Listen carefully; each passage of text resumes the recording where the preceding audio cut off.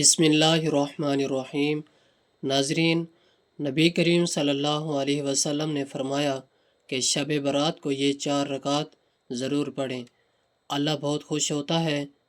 محترم ناظرین، شعبان المعظم کا بابرکت مہینہ اپنی بہاریں دکھا رہا ہے، اور ہر مومن کے دل میں یہ سوال ہے کہ شب برات 2026 میں کون سی تاریخ کو ہے، کس رات ہم نے عبادت کرنی ہے، اور کس تاریخ کو، کس دن کو ہم نے روزہ رکھنا ہے، اور اس رات میں جو آیا عبادت کی جاتی ہے، جو نوافل پڑھے جاتے ہیں، ان کے پڑھنے کا کیا طریقہ ہے، کیسے ہم اس رات میں نوافل ادا کریں گے، نیت کیسے کریں گے، کیا کچھ پڑھا جائے گا، کتنے رکعتیں پڑھیں گے۔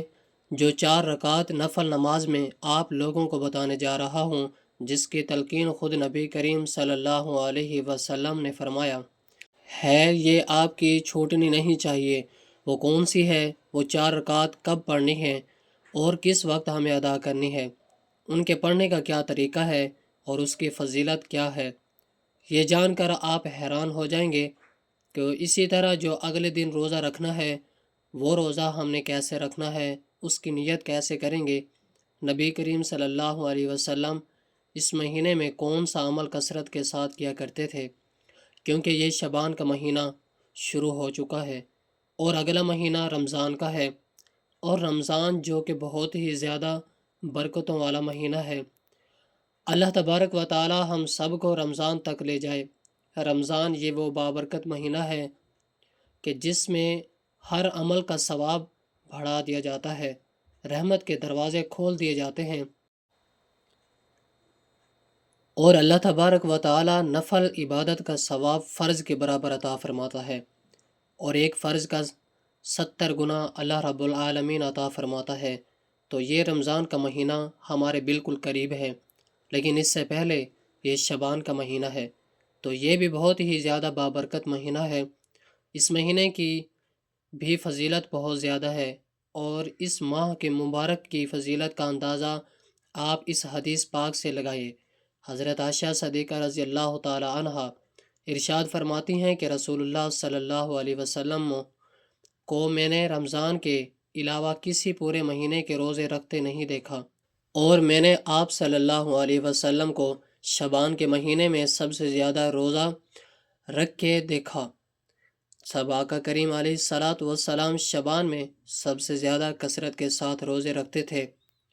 اسی طرح حضرت عزیمہ بن زید سے روایت ہے، آپ فرماتے ہیں کہ آقا کریم علیہ الصلاۃ والسلام نے ارشاد فرمایا کہ یہ ایسا مہینہ ہے جسے لوگ غافل ہیں، یعنی یہ شعبان کا مہینہ ایسا مہینہ ہے کہ جس سے لوگ غافل ہو جاتے ہیں رجب اور رمضان کے درمیان، اور اس مہینے میں اعمال اللہ تبارک و تعالیٰ کے حضور پیش کیے جاتے ہیں، اور میں پسند کرتا ہوں کہ میرا عمل روزے کی حالت میں اللہ تبارک و تعالیٰ کے ہاں پیش کیا جائے، یعنی جس وقت میرے اعمال اللہ کی بارگاہ میں پیش کیے جائیں تو اسی وقت میں روزے کی حالت میں ہوں۔ تو آقا کریم علیہ الصلاۃ والسلام کی ان احادیث سے اس مہینے کی فضیلت کا ہمیں پتہ چلتا ہے کہ یہ کتنا بابرکت مہینہ ہے، کتنا فضیلت والا مہینہ ہے۔ شعبان کا مہینہ ایک تو ہمیں اس میں کثرت کے ساتھ روزے رکھنے چاہیے، جتنا ہو سکے ہم نے روزے رکھنے ہیں۔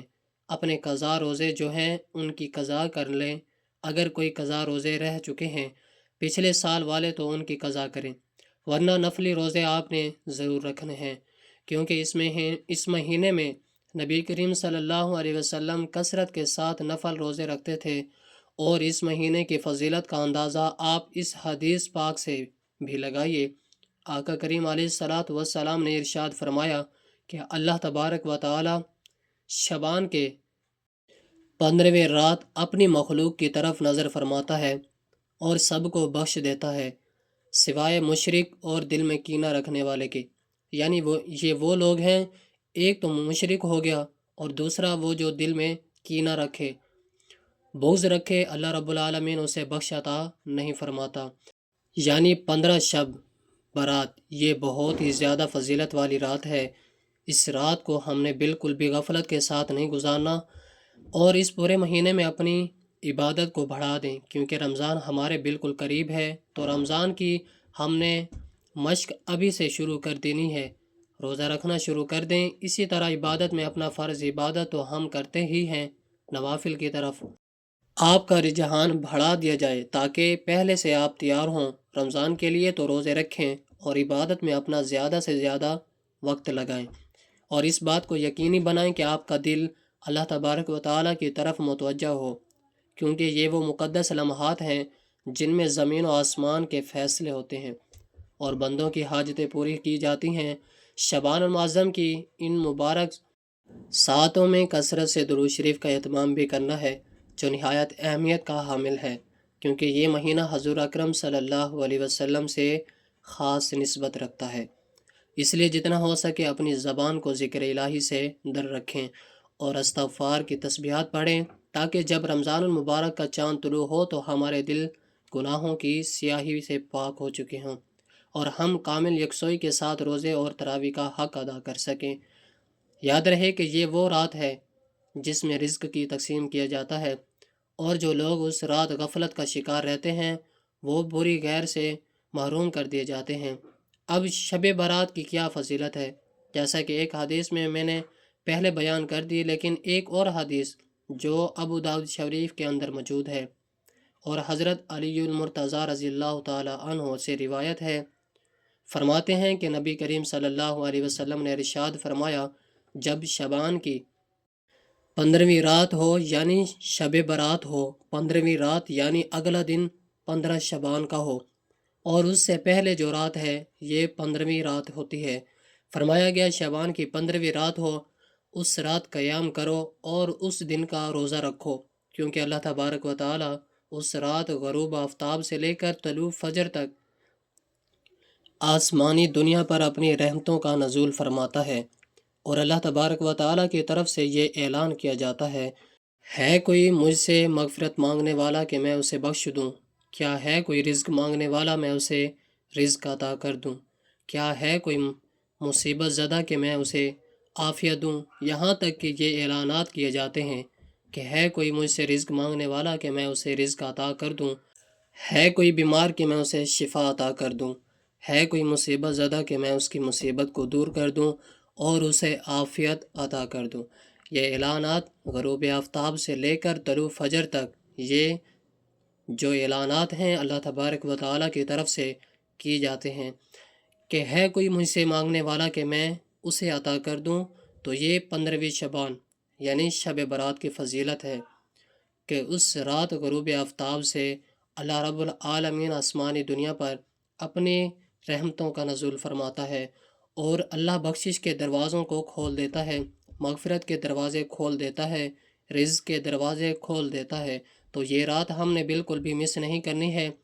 اچھا، اس رات میں عبادت کیسے کرنی ہے یہ بھی میں آپ لوگوں کو بتاتا ہوں کہ یہ رات ہے کب اور یہ رات کس طریق کو پڑتی ہے، کون سا دن ہوگا اور کس رات اور کس دن کو ہم نے روزہ رکھنا ہے اور کس رات ہم نے عبادت کرنی ہے۔ دیکھیں، 15 شعبان یعنی شب برات کی جو رات ہے، اس رات میں ہم نے عبادت کی کثرت کرنی ہے، قیام کرنا ہے، جیسا کہ حدیث میں آیا ہے کہ قیام کرو، اور قیام یعنی آپ نوافل کی کثرت کریں۔ اگر آپ کی نمازیں قضا ہیں تو آپ اپنی قضا نمازیں ادا کرتے رہیں، مقصد اسی رات میں قیام کرنا ہے، نوافل پڑھنے ہیں، بالکل آپ پڑھیں، جتنی مرضی رکھ دیں، آپ پڑھنا چاہتے ہیں پڑھ سکتے ہیں، پوری رات آپ قیام کریں یا پھر کچھ دیر آپ تلاوت کریں، لیکن جو خاص 4 رکعت نماز میں آپ لوگوں کو بتانے جا رہا ہوں کہ آپ کی مس نہیں ہونی چاہیے، وہ کون سی ہیں، وہ 4 رکعت کب پڑھنی ہے اور کس وقت ہم نے ادا کرنی ہے، ان کے پڑھنے کا کیا طریقہ ہے اور اس کی فضیلت کیا ہے، یہ جان کر آپ حیران ہو جائیں گے کہ یہ وہ نماز ہے جس کی تلقین خود نبی کریم صلی اللہ علیہ وسلم نے اپنے پیارے چچا حضرت عباس رضی اللہ تعالی عنہ کو فرمائی تھی، اور آقا کریم علیہ الصلاۃ والسلام کا فرمان ہے کہ اس نماز سے زندگی کے اگلے پچھلے صغیرہ کبیرہ پرانے نئے تمام گناہ معاف ہو جاتے ہیں۔ اللہ کو یہ نماز بہت ہی زیادہ محبوب ہے۔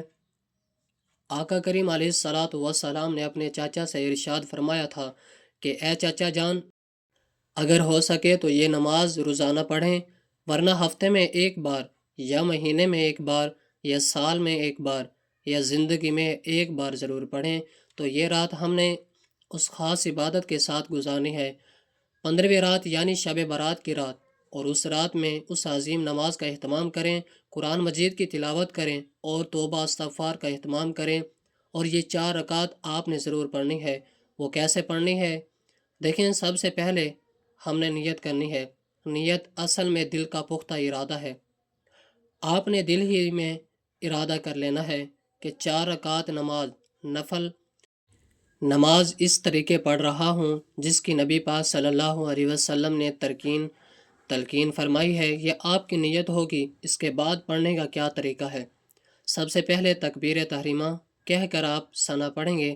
ثنا کمپلیٹ کرنے کے بعد آپ نے تیسرا کلمہ یعنی سبحان اللہ والحمد للہ ولا الہ الا اللہ واللہ اکبر 15 مرتبہ پڑھنا ہے۔ اس کے بعد اعوذ باللہ اور بسم اللہ پڑھ کر سورۃ الفاتحہ اور کوئی سورت پڑھیں گے۔ پھر رکوع سے پہلے 10 مرتبہ یہی کلمات پڑھیں گے۔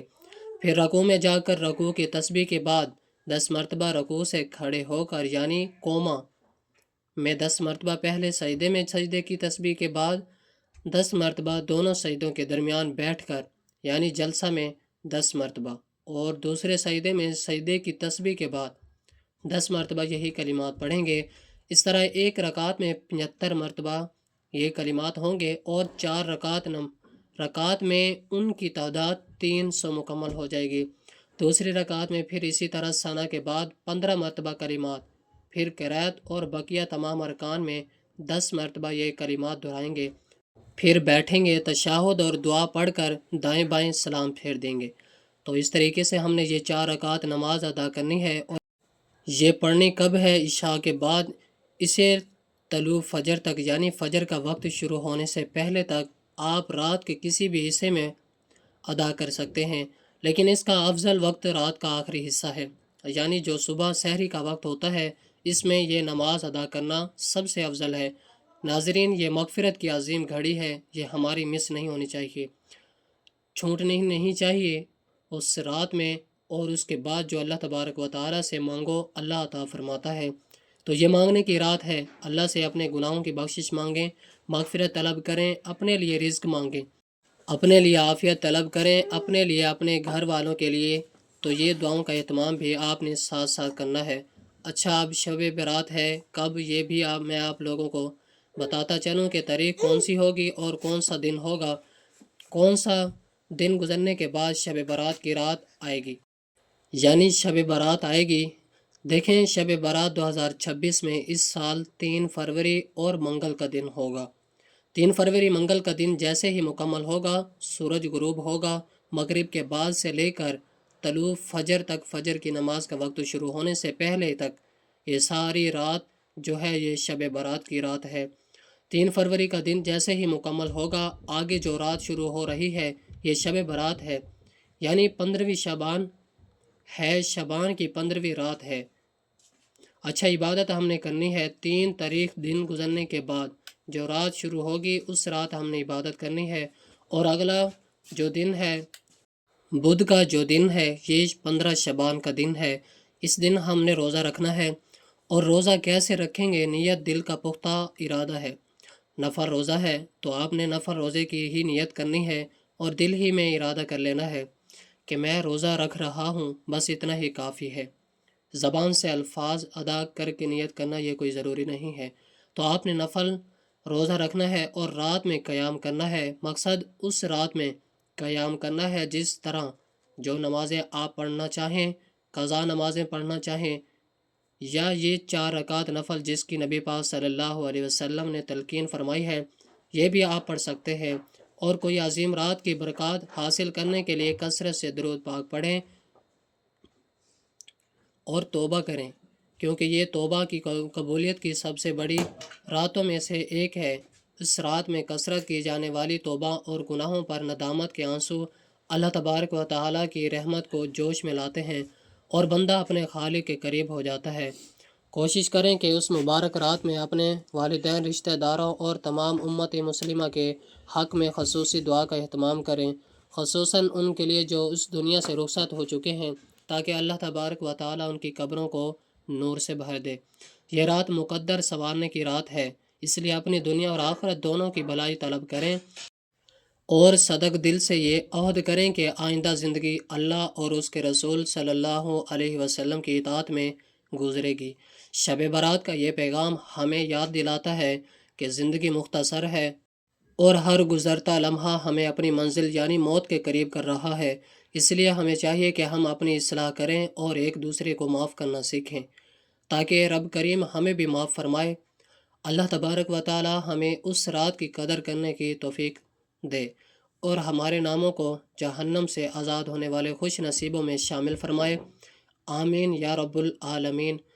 ناظرین کرام، کمنٹ باکس میں اللہ تبارک و تعالی کے 99 ناموں برکت ناموں میں سے کوئی ایک نام کمنٹ میں ضرور ٹائپ کریں۔ اگر آپ کو یہ اصلاحی ویڈیو اچھی لگی ہو تو اسے لائک کریں، صدقہ جاریہ کی نیت سے شیئر کریں اور مزید ایسی ویڈیوز پانے کے لیے چینل کو سبسکرائب کریں۔ اگلی ویڈیو تک کے لیے ہمیں اجازت دیجیے۔ اللہ حافظ۔